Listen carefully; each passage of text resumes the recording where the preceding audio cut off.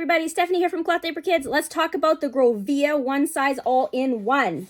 Now, sometimes the biggest complaint I get from cloth diapering families is, what do I put my baby in? Cloth diaper is a little fluffier than a disposable diaper, and what do I do with the fluffy bum? It's also a good option if you have a very skinny or petite baby, or a baby who is very narrow through the crotch, okay? So first of all, this is a side snapping all-in-one. So instead of on a regular all-in-one where you see the snaps coming on the front like this is a side snap all-in-one. So it does up this way over each hip instead, which means it's nice and flat across the tummy.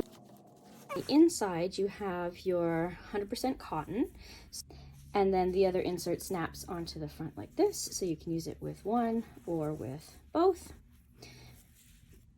And fold it to size for whatever your baby needs if they are smaller. So altogether, it has a really nice thin trim profile. It's not bulky, nice thick back elastic.